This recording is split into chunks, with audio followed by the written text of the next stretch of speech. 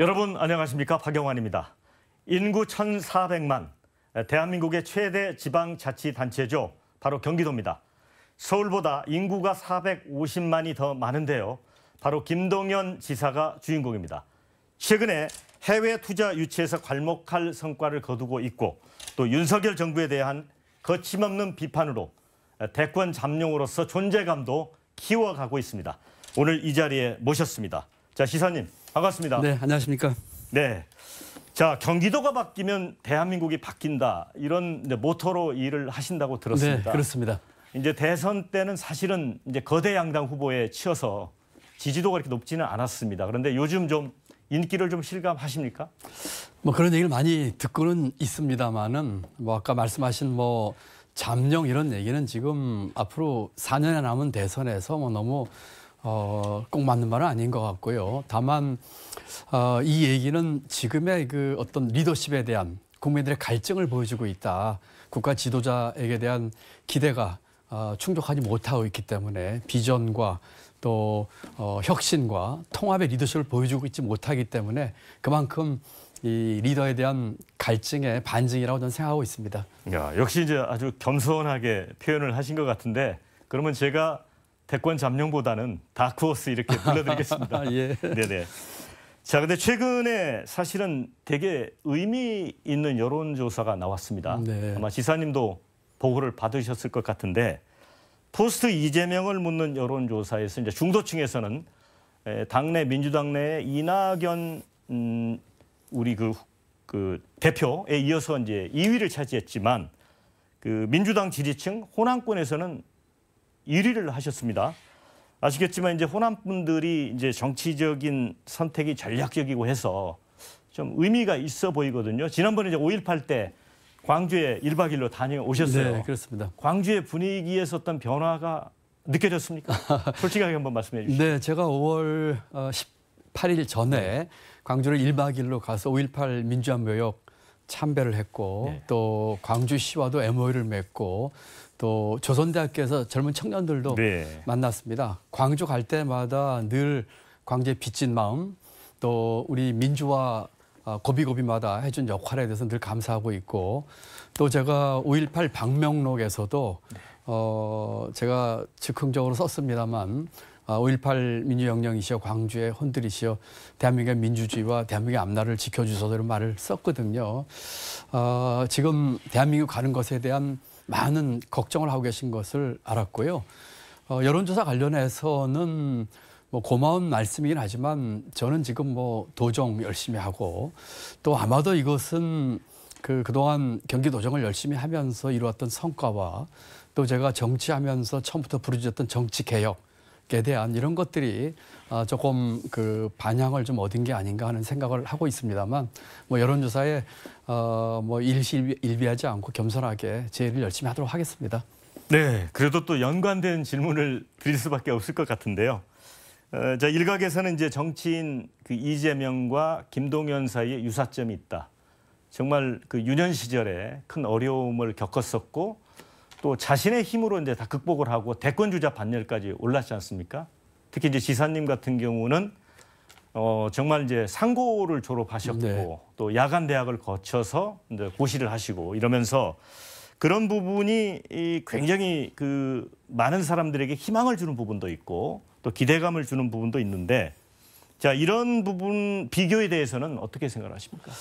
뭐 그 흑수저 출신이다. 또 그 어려운 시절에 대한 얘기는 많이 듣습니다. 그리고 저는 제가 지나왔던 그 어린 시절, 청년 시절의 어려움이 제게는 유장된 축복이었다고 생각하는 편입니다. 그 시절에 있었기 때문에 오늘의 제가 있었던 것이고 또 그 시절에 어려운 분들 또 힘든 분들과 같이 살았기 때문에 그분들을 이해하는 또 공감 능력도 생겼기 때문에 저에게는 아주 뭐 좋은 자산이 되는 계기가 됐다 이렇게 생각을 합니다.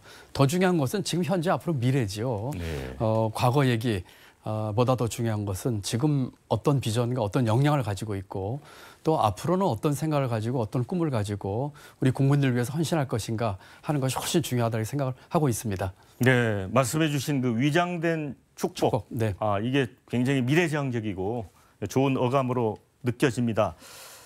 그런 점에서 이제 지사님 같은 경우에는 이제 언더독, 지도자로서 어찌 보면 이제 주류 세력과는 차별화된 그런 시야를 가질 수 있는 계기가 됐던 것 같습니다. 그렇습니다. 유년 시절의 그런 경험들이요. 그렇습니다. 뭐 늘 이 주류 세계에 들어가지는 못했죠. 네. 그렇지만 기득권 문제, 기득권을 깨야 되는 문제에 대해서 이제 확실한 생각을 갖게 됐고 또 힘든 분, 어려운 분, 덜 배운 분들의 그 마음 그런 것도 이해를 하게 됐고 일종의 공감 능력이 되겠죠. 그리고 우리 사회가 어떤 식으로 이게 상생하면서 포용해야 되는지도 배울 수 있는 좋은 계기였었다. 또 정부에서 부총리까지 일하면서 정책을 펴면서 또 지금 지사로서 도정을 펴면서도 이와 같은 것들은 제게 아주 피가 되고 살이 됐다. 그래서 저는 그 어려웠던 시절을 위장된 축복이라고 이렇게 생각을 하고 있습니다. 그런데 이제 기획재정부에 이제 처음 이제 행시를 하고 들어가셔서 네. 제가 듣기로는 초기에 이제 거기 뭐 엘리트 출신들이 많기 때문에 약간의 차별이랄까요? 그런 네. 것들은 느끼셨습니까? 어떻습니까? 많이 느꼈죠.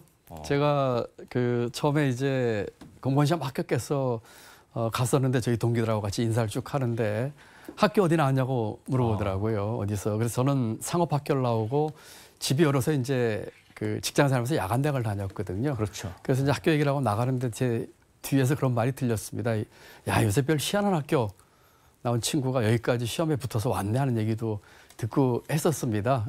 아무래도 이제 그 사회의 조직 문화나 이런 것이 있기 때문에 그런 뭐 차별이라고 할까 그런 게 없었던 것은 아닙니다만 아까 말씀드린 것처럼 그런 것들이 제가 더 열심히 하고 또 새로운 꿈을 갖는 그런 계기가 되지 않았는가 이렇게 생각을 합니다.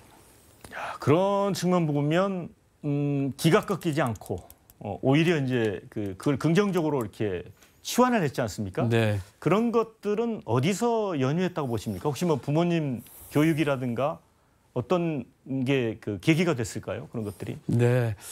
저희 아버지는 32살에 돌아가셨습니다. 네. 제가 11살 때 아버지가 돌아가시고 어머니가 그 만 나이 31살에 혼자가 되셔서 저희를 키우셨습니다. 저는 4남매 맞이였었고 어머니가 뭐 이루 말할 수 없는 고생을 하셨죠. 그러면서 어머니께서 저희들에게 그 따뜻한 마음, 정직 또 이런 것들에 대해서 늘 보이지 않게 행동을 보여주셨던 것 같기도 하고요. 또 사실은 그런 얘기를 듣고 어떻게 기운이 안 빠지겠습니까? 열등감도 많이 있었죠. 그렇지만 굴하지 않고 뭔가를 또 하려고 하는 노력을 했었고 그런 것들을 이렇게 하나하나 하다 보니까 그런 어려움과 그런 주변의 시선조차도 제게는 자산이 된 위장된 축복이었다.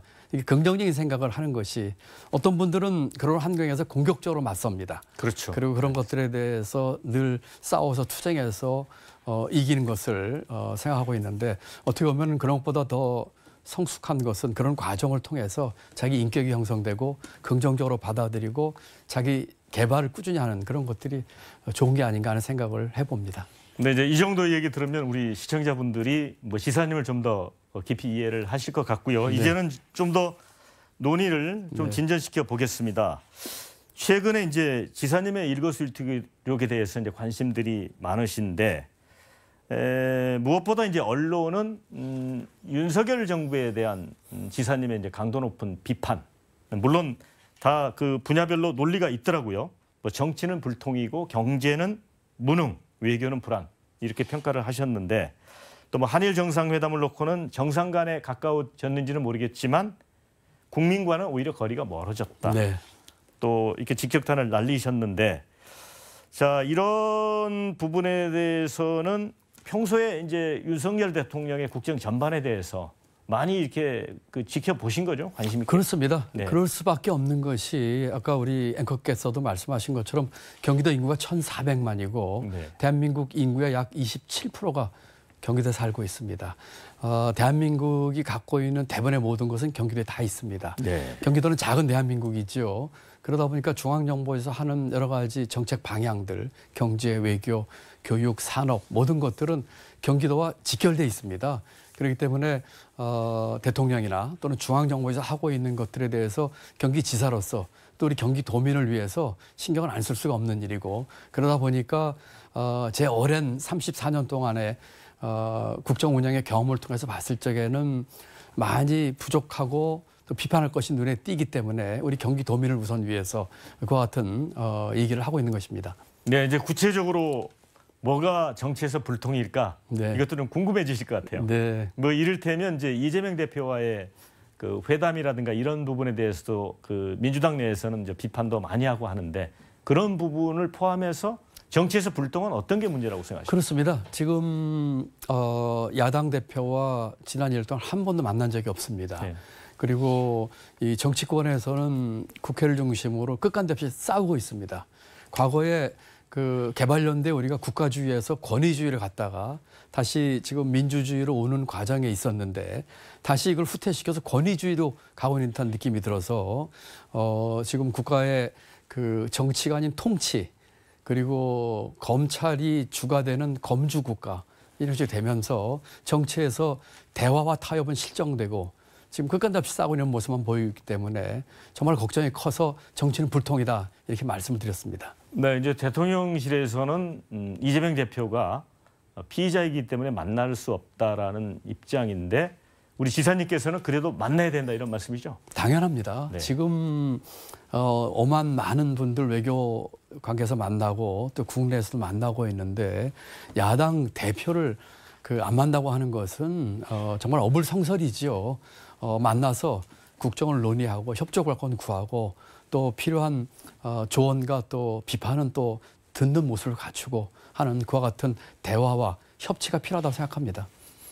네, 이제 아무래도 윤석열 정부의 경제 정책에 대해서 이제 비판을 또 많이 하고 계세요. 이 관치 경제에서 이제는 시장 경제가 작동하도록 해놨더니 이른바 권치 경제라고 이야기를 하셨어요. 아마 제가 볼 때는 KT 이사회 해체라든가 어떤 그 대통령의 권력이 민간 영역에 좀 작동하는 부분에 대해서는 비판하신 것 같은데 맞습니까? 네, 그렇습니다. 네. KT 회장 뽑는 지배 구조 문제를 포함해서 경제 정책, 경제계 인사까지 포함해서 과거에는 소위 관치 경제를 해왔는데 제가 쭉 민주정권을 거치면서 이제 시장 경제 어느 정도 기반을 쌓았고 그렇지만 다시 이제는 권치 경제로 말로는 시장 경제를 얘기하지만 사실은 시장의 곳곳에 정부에선 또는 그 보이지 않는 선이 아니라 보이는 힘으로 하는 그와 같은 것들이 눈에 보여서 그렇습니다. 저는 경제 정책을 30년 이상 만들어 왔고 경제 운영을 책임졌던 사람이었습니다. 이 정부에서 하는 것들이 시장에 어떤 영향을 주고 그 일관된 정책과 메시지가 중요한지를 누구보다 뼈저리게 느끼고 있는데 예를 들면 지금 기후변화와 관련해서 지금 후행하면서 신재생 산업 같은 경우는 지금 고사지경입니다. 네. 뭐 여러 가지 이런 면에서의 이 경제가 걱정이 돼서 경제 정책은 무능이다. 또 지금 어려움이 가중되고 있는데 재정 건전성을 이유로 해서 재정의 적극적인 역할을 하고 있지 않거든요. 이런 것들이 앞으로 올 수 있는 경제 위기에 대응에 있어서 전혀 바람직하지 않다 이렇게 생각하고 있습니다. 그 윤석열 대통령이 일전에 좀 그런 얘기를 했던 것 같아요. 그러니까 지난 문재인 정부가 이 400조 원의 국가 채무를 남겨서 그 미래 세대를 약탈했다. 이런 부분은 동의를 하십니까? 전혀 동의하지 않습니다. 우선 첫째로요. 지금 1년 임기가 지났는데 지금도 과거 정부 탓을 시시때때마다 한다고 하는 것은 정말 바람직하지 않은 일이죠. 저도 부총리 때 국회에서 지난 정부 그 당시 그러니까 여당 의원으로부터 지난 정부인 로부터 잘못됐던 것들을 지적해달라 하는 지적을 받을 때 제가 그런 얘기를 했습니다. 지난 정부가 공도 있고 과도 있겠지만 경제는 흐름입니다. 어느 한 시대를 딱 잘라가지고 비난하는 것은 맞지 않습니다. 다만 지금 문제가 되는 것은 오롯이 제 책임입니다. 저희 책임입니다. 이런 얘기를 했었거든요. 제가 볼 적에는 국민 여러분들께서 윤석열 대통령이나 지금 정부가 이거 과거 정부 탓할까? 이거 내 책임이고 내가 이 문제를 풀 책임이 있다 하는 것을 보여주는 것을 원할 거예요. 그렇기 때문에 특히 재정에 있어서 빚을 남겼다 하는 것은 전혀 옳지 않고 오히려 거꾸로 우리의 재정 건전성은 지금 다른 OECD 국가보다 더 높습니다. 네. 그리고 재정이라고 하는 것은 돈을 써야 할 때가 있고 돈을 저축할 때가 있습니다. 일반 가계와 똑같습니다. 경제가 어려움에 처하는 위기라든지 또는 과감한 투자를 통해서 민간이 할 수 없는 부분을 정부가 해야 될 때는 정부가 돈을 써야 될 때거든요. 지금이 돈을 써야 될 때입니다. 돈 써야 될 때 안 쓰고 돈 안 써야 할 때 돈을 쓰게 되면은 재정이 왜곡되고 경제 정책이 망가집니다.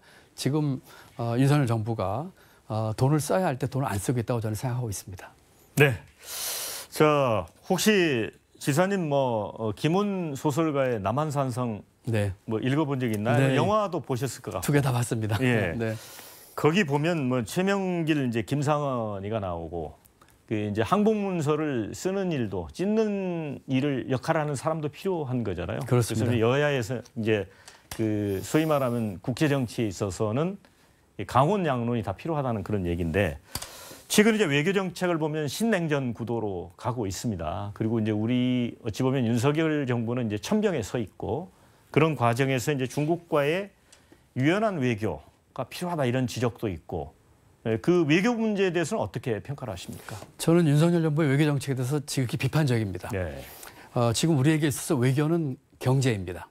우리 같이 개방 국가로서 통상국가, 개방된 통상국가는 어느 누구도 적을 만들어서는 안 됩니다. 네. 지금의 리더십에서 이 대외 관계에 있어서 적을 만드는 리더십은 가장 이 최악의 리더십입니다. 네.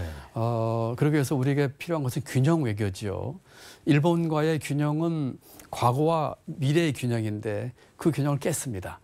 그리고 이 미국, 중국, 러시아의 이 소위 말하는 강대국가 외교에 있어서는 어느 일방의 원사이드가 감으로써 이 균형을 깼습니다.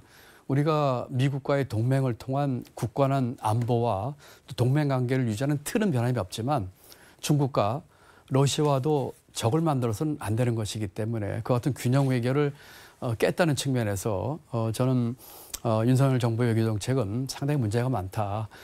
그리고 말씀드린 것처럼 외교는 지금 우리에게 경제입니다. 네. 지난번 한미 정상회담 때 윤석열 대통령이 바이든에게 IRA나 반도체법에 대해서 제대로 얘기나 했나요? 그런 얘기는 전부 들러리가 됐거든요. 한일 관계에서도 마찬가지고 말씀이죠. 이런 면에서 저는 높은 점수를 주기가 어려운 낙제 점수 외교다 이렇게 생각하고 있습니다. 네, 윤석열 대통령 집무실에 팻말이 하나 있다 그래요. 바이든 대통령한테 이제 선물로 받았다는 걸 아시죠? 네, 알고 있습니다. The buck stops here. 네, 맞습니다. 그러니까 모든 책임은 여기서 끝난다라고 하는 건데 그 부분과 관련해서 지사님도 그걸 가져다 놓을 생각은 없으신가요? 미국의 어느 대통령 한 말을 제가 가져다 두고 싶은 생각은 없고요. 마음가짐이야 이 공직자로서 한 가지 아니겠습니까? 자기가 하는 일에 대해서 책임지고 또 이 국가와 국민에게 무한 책임을 져야 되는 거는 당연한 일이죠. 다만 우리가 역사 앞에서 그리고 지금 대한민국의 정치와 경제는 국제적인 맥락에서 보지 않으면 읽을 수가 없습니다. 그리고 또 하나는 그와 같은 대한민국이 나아가야 할 그 비전에 대해서 확실한 철학이 없다면 국가를 운영할 수가 없는 것입니다. 그 같은 비전 하에서 또 국민 전체 지금 중요한 것이 통합이거든요. 그래서 비전과 통합과 이 혁신의 리더십이 필요한데 같은 문구가 중요한 것이 아니고 그런 면에서 몹시 안타깝고 지금 이제 1년 지났는데 앞으로 4년이 상당히 걱정되는 그런 상황입니다. 네, 이제 4년이 걱정된다고 하셨는데 그래도 윤석열 정부가 한 가지 정도는 잘했다 아니면 이런 부분은 방향이 옳다 이런 건 없습니까? 글쎄요, 제가 누구를 무조건 비판하거나 이렇게 폄훼하는 사람이 전혀 아닙니다. 객관적으로 보고 균형 잡히게 보는 편인데 그런 시각에서 봤을 적에 솔직히 잘했다고 이렇게 얘기할 만한 것이 별로 눈에 띄지 않습니다. 단호하게 말씀하시네요. 자, 그런데 이제 지사님께서 이제 윤석열 정부를 여러 가지 측면에서 이제 비판을 하다 보면 언론들은 좀 대권을 염두에 둔 아직은 4년 이상 남았습니다만은 그런 발언이 아닐까 이렇게 해석을 하고 또 국민들도 사실 또 그렇게 느끼실 겁니다. 어떻습니까? 이게 단도직입적으로 여쭈면 다음 스텝을 준비하기엔 몸풀기 아닐까요? 그렇지 않고요. 네. 지금 이 상황이나 또는 여론조사나 잡력 이것을 선거의 유불리로 본다면 문제의 핵심을 저는 잘못 본 거라고 생각을 합니다. 네. 문제의 핵심은 4년 뒤에 있을 뭐 대선이 핵심이 아니고요. 지금 대한민국을 이 대한민국 호라고 하는 커다란 배를 끌고 가는 선장 또는 리더십에 있어서 국민이 갖고 있는 불안과 또 미흡함에 대한 것이 문제의 핵심이거든요. 지금 상황에서 뭐 그걸 생각해서 한다. 이거는 제가 볼 적에 그 옳은 길이 아니고 지금 제가 맡은 경기도정을 작은 대한민국입니다. 대한민국이 갖고 있는 거는 경기도가 다 가지고 있습니다. 이 얘기는 대한민국이 갖고 있는 모든 문제가 경기도 안에 또 있습니다. 그렇죠. 그래서 우리 경기도 안에서부터 이런 문제를 해결하고 경기도의 또 도민들께 비전과 꿈을 드리고 제가 주장하는 경기도를 기회의 수도로 만들려고 합니다. 기회의 수도. 네, 더 많은 기회, 더욱 고른 기회를 주는 경기도를 만들어서 우선 경기도를 바꾸는 것이 궁극적으로는 아까 우리 앵커님이 말씀하신 것처럼 대한민국을 바꾸는 길이라고 저는 믿고 있습니다. 네. 또 하나 이제 정치적으로 제가 꼭 하나 말씀드리고 싶은 것이 있다면 제가 정치를 한 이유도 그렇고 정치 교체에 대한 것입니다. 정치 교체. 예, 그것은 정치 개혁이지요. 지금과 같은 정치 구조와 정치 시스템과 정치 문화로는 대한민국이 앞으로 나아가기 어렵다. 그렇기 때문에 이와 같은 정치 개혁에 있어서 제가 그 민주당의 정치교체위원회 공동위원장도 맡았었습니다. 네. 이와 같은 우리 정치판을 바꾸는 것들에 대해서도 늘 관심을 갖고 있습니다만 우선은 이제 도정에 열심히 하면서 차곡차곡 이제 풀어나갈까 합니다. 이거는 좀 솔직하게 좀 답변을 해주셨으면 좋겠는데요. 일전에 이제 그 홍준표 대구시장도 그렇고 뭐 이제 신정인 국민의힘에 대해서 이제 여러 가지 의견을 이야기하다 보면 대구시나 잘 챙겨라. 뭐 네, 이런 네, 얘기도 네. 있었고 또 우리 지사님도 마찬가지일 것 같아요. 최근에 이제 친정인 민주당에도 이제 쓴소리도 좀 하시고 하셨는데 이렇다 보면 뭐 보이지 않게 약간 뭐 압력이라고 할 수는 없습니다만 좀 불편하게 여기는 목소리도 좀 듣지 않습니까? 지금 뭐 저는 듣지 못했습니다. 네. 지금 제가 이제 취임한 지 11개월째가 되고 있는데요. 저는 온 힘을 다 바쳐서 경기도와 경기도민을 위해서 저는 헌신했습니다. 제가 부족한 게 있다면 제 능력이 부족했기 때문이지 제가 할 수 있는 모든 노력과 그 정책을 다 폈습니다. 지난 10개월 동안 많이 안정이 됐고요. 물론 이제 저희 경기도에 이제 도의회가 그 여당과 야당이 딱 반반으로 팽팽하죠. 동수입니다. 네. 그렇기 때문에 이제 저와 다른 편 당에 있는 의원님들께서는 그런 얘기를 일부 하시긴 합니다만 제가 경기도 일을 해태한 적이 하나도 없고요. 그러니까 민주당에서 직접적으로 내려온 얘기는 없죠? 예, 그런 얘기는 없었습니다. 네. 전혀 없었습니다. 그리고 제 소명 중에 하나가 민주당의 또 광역자치단체장의 하나로서 또 중앙의 또 책임 있는 위원으로서 우리 당에 대해서도 경기도 일을 열심히 하면서도 또 나아갈 바람직한 방향에 대해서는 제가 제 목소리를 내는 것이 저의 도리라고 믿고 있습니다. 네. 그리고 이제 이 정치 개혁, 정치를 바꿔야 된다 이런 생각을 갖고 계시기 때문에 드리는 질문인데요. 최근에 이제 민주당이 아시겠지만 돈봉투 전당대회 이거를 뭐 전당대회다 이렇게 하는 표현도 있고요. 그다음에 아시겠지만 이 김남국 의원의 그 코인 사태, 뭐 총체적 그렇습니다. 남국이다 이런 표현도 있어요. 그래서 어쨌든 민주당이 그거를 수습하는 과정에서 이제 시간을 계속 놓치면서 어찌 보면 수렁 속에 빠져들어가는 그런 경우거든요. 그걸 보면서 그 당원이시잖아요. 그렇습니다. 어떤 느낌이 드십니까? 부끄럽습니다. 민주당에 지금 그와 같은 지금 앵커님 말씀하신 그런 일련의 쪽에 대해서 부끄럽게 생각하고 그렇습니다. 저는 지난 선거 때도 우리 민주당이 대선에서 진 이유에 대해서 우리가 성찰과 반성이 부족했다. 네. 그리고 국민들의 요구 수준에 맞는 변화와 개혁이 부족했다 하는 얘기를 하면서 정치교체위원회 얘기를 했고요. 네. 그리고 했던 것이 이런 것들을 깬다고 하는 것은 결국은 기득권을 내려놓는 일인데 남 보고 손가락질하면서 네 기득권 내려놔라 하지 말고 우리 것부터 내려놓자 그런 얘기를 했습니다. 제가 하나 예를 들어보죠. 네. 지금 윤석열 정부에서 지금 소위 3대 개혁 얘기하고 있습니다. 네. 노동개혁, 교육개혁, 연금개혁 얘기를 하고 네. 있는데 지금 대한민국의 기득권 중에서 가장 센 기득권은 어디일까요? 저는 검찰이 그중에 하나라고 생각을 합니다. 검찰 기득권. 그렇습니다. 그렇다면은 자기들이 갖고 있는 기득권 먼저 깨는 진정성을 보여야지요. 네. 지금 뭐 노동개혁 또는 노조 탄압 얘기가 나오고 있는데 물론 노조도 고쳐야 될 점이 있는 건 틀림이 없습니다만 상대편 또는 경제적인 약자가 아니라 우리가 갖고 있는 기득권부터 내려야 한다고 생각해서 만약에 검찰개혁부터 한다고 하면은 그 진정성이 이해가 될 것입니다. 똑같은 얘기를 민주당에 적용시키면은 민주당 먼저 기득권 내려놓고 우리 스스로가 뼈를 깎는 그런 혁신과 또 개혁을 하는 길만이 국민들로부터 사랑받고 네. 지지받는 것이라고 생각합니다. 만약에 자기가 자기 머리를 못 깎으면 남이 깎아줄 수밖에 없습니다. 네. 결국 못하면 국민에 의해서 여론에 의해서 할 수밖에 없는 상황에 도달하게 될 텐데 그 전에 우리 스스로가 아주 정말 살을 도려내고 뼈를 깎는 그런 혁신을 해야 된다고 생각합니다. 그 결국은 스스로 머리를 깎지 못하면 외부에 의해서 이제 깎일 수밖에 없다. 없습니다. 그런 예, 말씀이시고 또 환골 탈 때 말씀해 주셨어요. 그렇습니다. 또 재창당 수준의 어떤 그런 개혁이 필요하다 이런 말씀도 하셨는데 그렇습니다. 자 그러면 그게 구체적으로 어떻게 가야 된다고 보시는 거예요? 우선은 저는 그 근본이 네. 그 저와 이재명 대표가 후보 시절에 연대할 적에 같이 합의한 합의문이 있고요. 네. 정치 교체와 국민 통합을 위한 합의문이었습니다. 네. 그리고 그것을 민주당 정치교체위원회 공동위원장으로서 네. 그것을 작년 8월 전당대회 때 전당원 투표를 붙여서 94%를 통과시켰습니다. 핵심 내용이 어떤 핵심 것입니까? 내용이 첫째로는 권력구조 개편이었었고 네, 네. 두 번째는 정치 개혁이었습니다. 네. 정치 개혁 속에는 선거법 개정, 네. 또 정치자금법 개정, 면책특권 내려놓기, 네. 또 국민 소환제 도입 이와 같은 것들이 쫙 담겨져 있습니다. 그것을 기초로 해서 출발을 하는데 지금 상황에서 이제 혁신위원회를 구성한다고 그래요.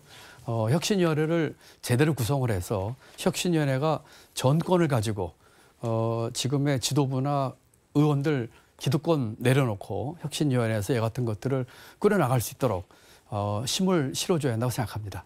네, 이제 이번에는 좀 주제를 옮겨보겠습니다. 도지사 김동연에 대해서 좀 저희가 탐구를 해보도록 하겠습니다. 네. 최근에 이제 해외 방문을 다녀오셨죠? 네, 어디를 다녀오셨습니까? 미국하고 일본 다녀왔습니다. 한 뭐 굉장히 9박 11일 오랫동안 다녀오셨던데 4조 원이 넘는 투자 유치를 했다 이렇게 설명을 하셨는데 사람들이 좀 실감을 못할 것 같습니다. 어떤 유치를 하셨습니까? 4조 3천억 이상 유치를 했고요. 미국의 4개 회사, 일본의 2개 회사로부터 유치를 받았는데 그 6개 회사들은 전부 다 그 기술이나 또는 이 투자면에 있어서 세계적인 뭐 1, 2등 하는 기업들입니다. 그런 기업들로부터 실질적으로 투자하겠노라고 하는 투자 협약 체결하고 아마 역대급으로 많은 투자 유치를 해왔습니다. 근데 물론 이제 경제 관료로서 이제 경험이 있으시기 때문에 그런 유능함이 이제 거기서 나올 수 있다고 보는데 지사님만의 특별한 뭐 비결 같은 게 있는가요? 우선 그 이제 CEO들이나 이렇게 만나게 되면 주지사 마찬가지입니다만 그 대화를 하면서 상대방으로 하여금 경기도의 잠재성 그리고 제가 갖고 있는 경제관 또 정책 방향 또 제가 부총리까지 하면서 쌓아왔던 그 글로벌 경제 리더들과의 네트워크 이런 것들이 다 함께 작용을 했습니다. 특히 그 진정성이 굉장히 중요한데 예컨대 4조 3천억 중에 5천억을 투자하겠다고 한 어떤 기업은 CEO와 얘기를 하면서 헤어지면서 가는 저를 마중 나오면서 저와 대화를 나눈 뒤에 금년 안에 1조 원 투자 더 하겠습니다. 라고까지 얘기를 했습니다. 물론 그 돈은 4조 3천억에 포함 안 된 돈입니다. 저는 그런 걸 보여주고 싶었습니다. 제가 경제 관료로서 또 경제수장으로서 또 제가 국제기구에서 근무를 한 국제경제 전문가로서의 전문성도 작용을 했지만 흔히들 진보는 경제에 약하고 경제에 무능하거나 돈을 이런 것을 못 벌어온다고 하는 그 의식을 제가 불식시키고 싶었어요. 진보도 또 민주당 소속의 그 광역자치단체장도 얼마든지 경제 운영 잘할 수 있고 누구보다 유능하게 할 수 있고 많은 돈 벌어올 수 있다는 것을 보여주고 싶었는데 이번 그 출장 중에 달성하게 돼서 대단히 기쁘게 생각하고 있습니다. 저 이제 임기 중 100조 투자 유치 그 약속을 하셨는데 이게 정말 실현 가능할 것도 같다는 생각이 듭니다. 예. 실현 충분히 하고 남습니다. 정말입니까? 제가 약속한 거는 100조 이상이라고 했거든요. 네네네. 제가 그 최소 금액으로 최소한 100조를 하겠다는 거거든요. 어제도 제가 그 용인에서 그 네덜란드의 그 반도체 회사 그 공장 기공식을 네네. 하고 왔습니다. 약 1,300억 투자 예정인데 네. 거기서 그 CEO하고 의장이 직접 오셨더라고요. 네. 얘기하면서 또 많은 앞으로의 투자에 대한 얘기를 했는데 저는 충분히 달성 가능할 거고 꼭 보여드리겠고 이번에 뭐 윤 대통령도 그 투자 유치를 많이 했다고 하자면 제가 볼 적에는 그 헛수도 많고 네네. 또 대통령 같은 경우는 우리 경제인들 한 120명하고 같이 갔거든요. 예. 이름 되면 알만하면 다 가셨는데 저는 경제인 한 분도 안 모시고 가서 혈혈단신. 네, 혈혈단신 뭐 우리 네. 직원들하고 가서 좋은 결과를 내서 우리 도민들께도 좋은 선물 드렸고 또 100조 이상 유치에 대한 희망도 보여드렸고 더 좋게는 그 진보도 또 민주당 그 장도 경제에 있어서 가장 유능하고 또 이 투자 유치나 돈도 많이 벌을 수 있다 하는 네. 것을 보여준 게 저로서는 큰 기쁨이라고 생각합니다. 그리고 이제 김동연 지사님을 이 특성을 이야기할 때 인맥 부자다 이런 얘기를 많이 하는 분들이 있어요. 예를 들어 뭐 그 론 디센티스 플로리다 주지사인데 지금 사실은 이게 트럼프가 경계할 정도로 네, 차기 네. 대권에서 이제 서로 겨룰 분인데 한국에 와서 이제 지사님만 만나고 갔단 네. 말이죠. 왜 그랬을까요? 뭐 직접 물어보진 않았지만 뭐 두 가지 이유 아니었을까요? 하나는 경기도와 플로리다와의 그 관계를 좀 돈독히 하셨다는 게 하나 있을 거고 두 번째로는 대권 후보로서 이제 한국에 와서 의미 있는 정치인을 만나고 싶었는데 아마도 이제 그 저를 이렇게 생각이 아닌가 했고요. 만나서 많은 이야기를 나눴습니다. 그 플로리다 주지사는 그 미국 국민들을 봤을 적에는 굉장히 매력적인 사람 중에 하나입니다. 네. 이분이 대학 때 야구 선수를 했어요. 야구 선수였죠. 그렇습니다. 그 주장을 했더라고요. 예, 그렇습니다. 예일대에서. 맞습니다. 네. 예일대 했는데 졸업반 때 타율이 3할 3푼 6리였어요. 타율이 엄청 높은 거죠. 엄청 높고 프로야구까지 갈 정도 실력이 네. 됐고 또 해군 장교 근무를 하면서 이라크전에 참전을 했고 예. 그 만나던 날 제가 물어봤어요. 바이든이 그 저희 만나기 몇 시간 전에 그 이제 대선 선언하면서 그 동영상을 짧게 올렸는데 네. 그 동영상에 트럼프와 그 이런 디센티스가 같이 들어가 있습니다. 네. 그래서 어떻게 생각하냐 물어봤더니 바이든이 자기를 만만한 상대로 했더라면 그 동영상이 자기를 싫지 않았을 겁니다. 그렇게 얘기를 하고 또 아마 트럼프는 바이든은 자기가 아닌 트럼프와 붙기를 원할 겁니다. 이렇게 얘기를 하더라고요. 아주 그 야심 있는 젊은 뭐 그 정치인이고 저와 많은 대화를 나누면서 앞으로 이 미래 리더십 또 한미 관계 또 북한과 얘기는 여기까지 많이 나눴습니다. 네. 근데 이제 디센티스라는 인물이 이제 어찌 보면 이제 보수적 가치를 대변하고 있고 이제 코로나 시기에 맞습니다. 예. 개인 자유를 내세워서 이제 영업 제한 같은 것도 이제 뭐 백신 접종 이런 것도 사실은 제한 조치를 거부를 했습니다. 어찌 보면 그래서 지사님은 일단은 이제 진보 쪽 진영에 서 있다고 볼 수 있는데 보수적인 가치를 가진 분하고도 이제 이렇게 의기투합하는 그런 모습이죠. 예. 제가 미국에 가서는 미시간 주지사를 만났고요. 네. 또 다른 주지사를 만났어. 미시간 주지사는 민주당 대선 후보 중에 한 명인 여자 주지사입니다. 네. 그리고 이 디센티스는 이제 아시다시피 공화당 말씀하신 것처럼 그렇죠. 후보 아니겠습니까? 아까 말씀드린 것처럼 외교는 균형 외교가 중요한데 뭐 미국, 중국, 뭐 러시아와의 균형도 중요하지만 미국과의 관계에 있어서도 저희 입장에서는 공화당 후보, 민주당 후보 다 함께 균형 잡히게 알고 친목 도모하고 또 편하게 서로 이름 그 폴스 네임이라고 하죠. 폴네임 부를 정도 베이스를 편하게 얘기할 정도 관계를 민주당이든 공화당이 만들어 놔야지요. 네. 또 이제 지사님의 행보 중에서 좀 특이한 부분이 이제 경기도지사지만 충남, 전남, 전북에 이어서 최근에 이제 강기정 광주시장하고 이제 맞손을 잡으셨어요. 네. 맞손이 이제 서로 손을 이렇게 마주 그렇습니다. 잡는다. 예. 그런 얘기인데 자, 이런 게 이제 뭐 경제 측면에서 상생하는 그런 측면도 있지만 정치적 외연 확장 효과도 있다는 그 분석도 있어요. 지금 뭐 네. 앵커님 말씀하신 것처럼 전라남북도와 광주시가 됐지만 사실은 충청남도가 됐습니다. 네, 충남하고 됐죠. 충남은 뭐 국힘 그 김태흠 지사시고요. 네. 또 김태흠 지사의 공약 1번이 저희 경기도와 관련이 있습니다. 그래서 사실은 그 김태흠 지사가 어떤 공약인가요? 충남 북쪽과 경기 남부를 같이 개발해서 예. 이 바닷가와 관련해서 개발하는 그런 공약입니다. 원래는 그 자당 후보인 김은혜 후보와 함께 하기로 한 것인데 네. 제가 당선된 뒤로 제게도 제일해서 예. 제가 흔쾌히 같이 했습니다. 네. 사실 각 지사나 광역시장 입장에서도 자기 도민들을 위한 일에 뭐 이념의 차이나 당의 색깔이 무슨 상관이 있겠습니까? 네. 저는 경기도를 위해서 충남 또 전라남북도 또 광주시 다음번엔 제가 제주시와도 할 생각이고요. 그런 면에서는 함께 상생하는 또 서로 간에 상호 보완적인 것들이 많이 있습니다. 예를 들면 전라남도로부터는 저희가 농산물을 사가지고 학교 급식에 네. 쓰고 있고요. 또 제가 갖고 있는 혁신의 뭐 광교나 판교 이런 것들 좀 벤치마킹 하려는 것들 제가 도와주고 이런 식으로 해서 상생 협약을 확장하고 있다 이렇게 말씀드릴 수 있겠습니다.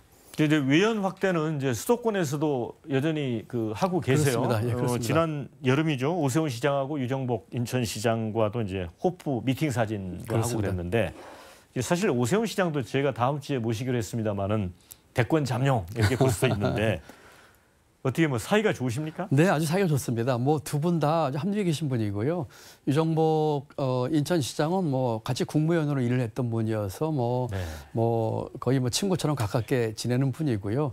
오세훈 시장께서도 아주 합리적이신 분입니다. 그래서 이 두 분 시장님과 제가 만나면 아주 허심탄회한 얘기를 하고 있습니다. 물론 지역에 따라서 약간의 이제 갈등이 소지가 있는 것들, 뭐 매립장 문제라든지 이런 것들이 없는 건 아닙니다만 그래도 합리적인 대화를 풀 생각이고 애초에 그 모임도 제가 제의를 해서 첫 모임을 이제 제가 주관했었거든요. 돌아가면서 쭉 하다 다시 제 차례가 왔습니다. 그래서 빠른 시간 내에 또 두 분 시장과 만나가지고 네. 여러 가지 현안 얘기를 할 계획에 있습니다. 네, 지난번에 이제 광주 이제 1박 2일 방문하셨을 때 강기정 시장과 함께 이제 5.18 정신을 헌법 전문에 수록하는 거 원포인트 개헌을 하자. 그러니까 내년 이제 총선 때 이제 그렇습니다. 같이 국민의 그 의견을 듣자는 얘기잖아요. 이 입장에는 변함이 없으시죠? 변함이 없습니다. 네.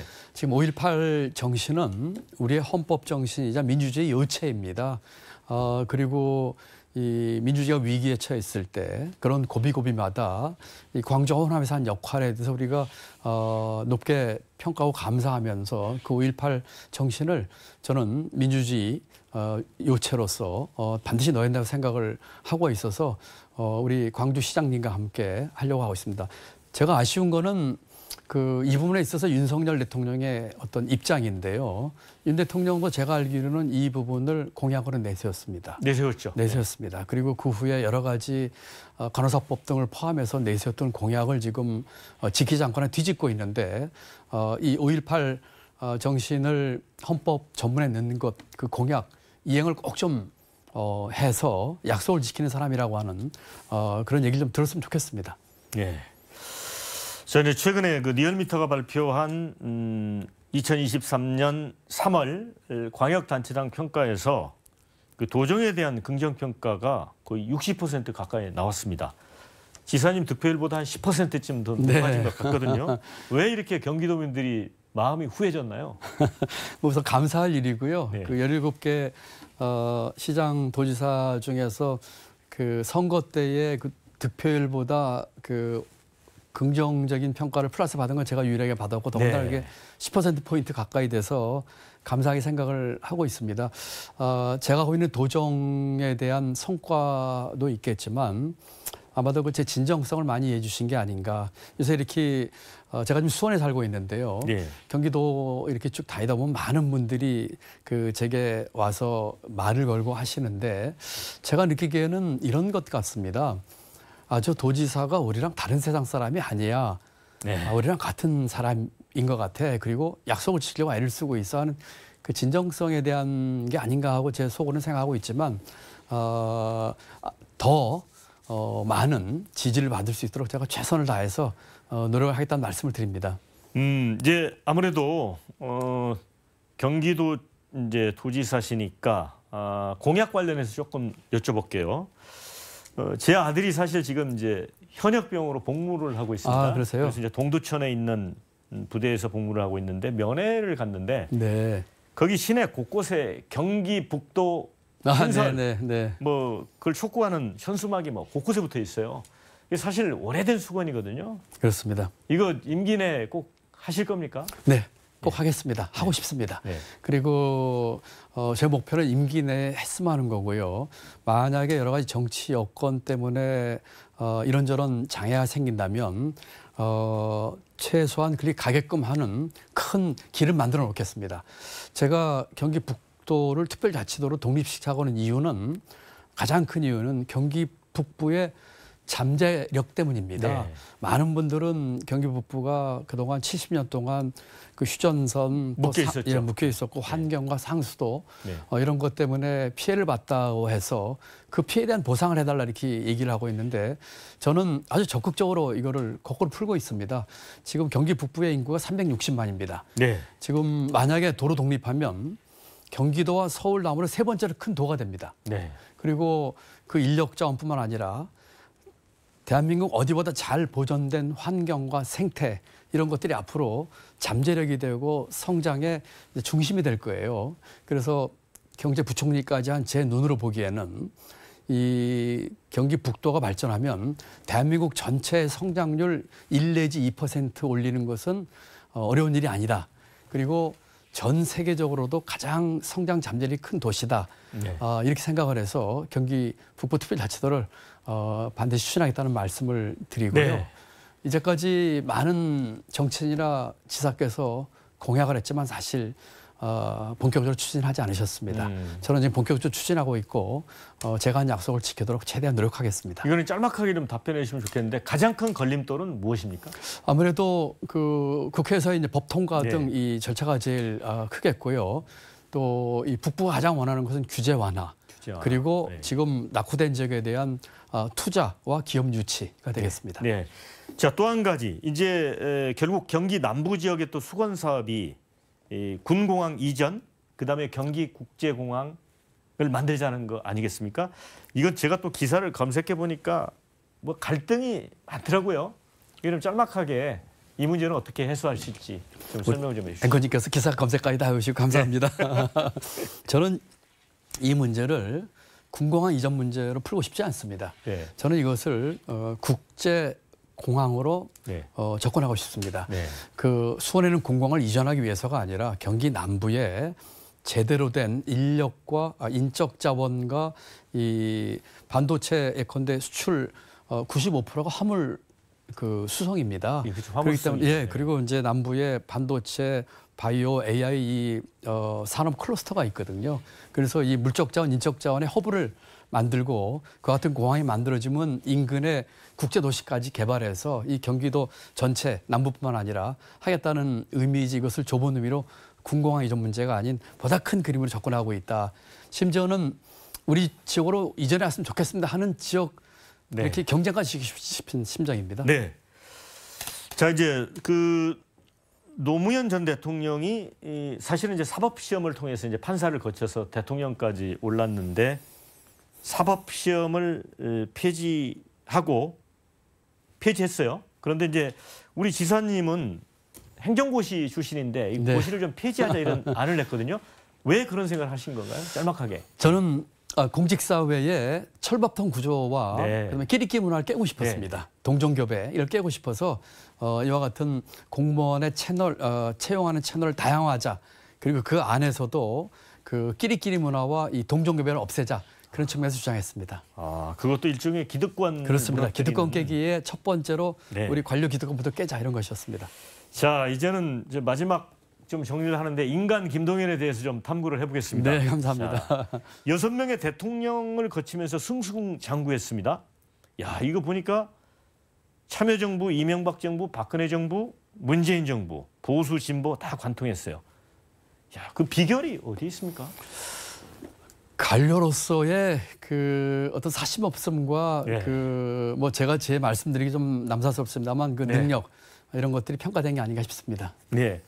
제가 이제 여러 대통령과 일을 했는데 그 대통령 중에 어느 분하고 이렇게 호흡이 잘 맞았습니까? 왜 케미가 잘 맞는다는 분이 있잖아요.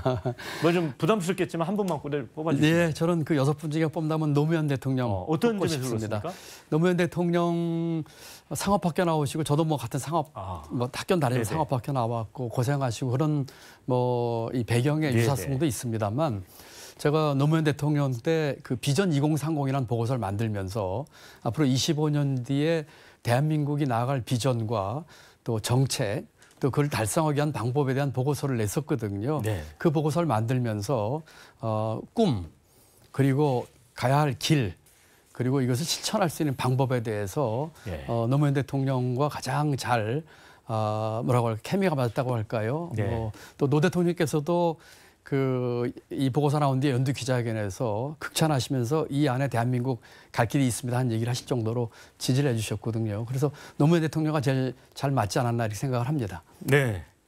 그리고 보니까 지사님이 이제 그 글쓰기 재능도 있으신 것 같아요. 지금 보니까 2권의 책을 쓰셨더라고요. 네, 그렇습니다. 한 권이 이제 대한민국 금기 깨기, 그다음에 있는 자리 흩뜨리기 네, 이런 그렇습니다. 건데 금기 깨기를 보니까 이제 여수에서 전어잡이 현장에서 만난 분들의 얘기인데 맞습니다. 그 내용들이 보니까 이제 보통 경제 관료들이 쓰는 책은 대한민국 뭐 경제 비전 이런 건데 전혀 네. 다른 내용이거든요. 그렇습니다. 그 책은 우선 그 여수 말씀부터 하자면은 안포마을이라고 한 300 정도 그 주민이 사시는 데 가서 이제 얘기를 나누고 전어잡이를 했는데 네. 그 중에 한 주민이 제게 그런 얘기를 하셨습니다. 과거에는 국가가 우리 국민을 걱정했는데 지금은 우리 국민이 국가를 걱정하고 있습니다. 네. 그런 얘기 하셨는데 예. 그 말이 제게 아주 천근만근으로 짓눌렀어요. 이 책에서는 제가 정치를 하기도 전인데 3가지 질문을 던지고 답을 했습니다. 첫째는 대한민국의 진짜 문제가 무엇일까? 2번째는 이 문제를 풀기 위한 대안은 무엇일까? 3번째는 이 대안을 실천에 옮기기 위한 방법은 무엇인가? 이 3가지를 썼는데 제가 갖고 있는 철학과 또 가치와 이런 것들이 오롯이 담겨져 있다 이렇게 말씀드릴 수 있겠습니다. 있는 자리 흩뜨리기라는 책도 보면 이제 기성사회의 잘못도 지적하면서 한편에서는 청년들도 알을 깨고 나와야 된다 이런 걸 이야기하셨어요. 네. 그렇습니다. 저는 절대 빈곤 속에서 학교를 다니고 아주 힘든 청년 시절을 보냈지만 언제부턴가 저도 기득권에 편입이 됐습니다. 그래서 저부터 기득권을 깨야 됐다는 얘기를 하면서 우리 청년들이 지금 많이 힘들거든요. 저희가 청년 때보다 더 힘듭니다. 그래서 바깥에서 우리 사회가 어미닭처럼 알을 깨는 그 끊임없는 개혁과 혁신을 하지만 안에 있는 우리 청년들도 네. 그 안에서 같이 노력을 하는 것으로 해서 이 줄딱 동기로 같이 이걸 깨서 나와야지 새 세상이 정해될 것이다 이렇게 얘기를 했습니다. 이제 젊은 세대 말씀을 하시니까 요즘 어렵잖아요. 젊은 세대가 뭐 취업도 어렵고 그다음에 저희가 그 취재했던 시절하고 지금 많이 달라졌던 게 여건이 굉장히 불리하거든요. 젊은 층이. 그렇습니다. 예. 이제 책도 많이 읽으실 텐데 혹시 젊은 층에게 소개해주고 싶은 책 같은 게 있나요? 우리 청년들에게 정말 많은 책을 소개해주고 싶어요. 뭐 제 책을 얘기하면 너무 건방질 것 같고요. 제가 네. 있는 자리 흐트리기에서는 청년들과의 대화 얘기를 썼습니다. 네. 사실은 뭐 그 책을 쓴 사연이 있는데 얘기하면 복잡하니까 그렇게 하기로 하고요. 네.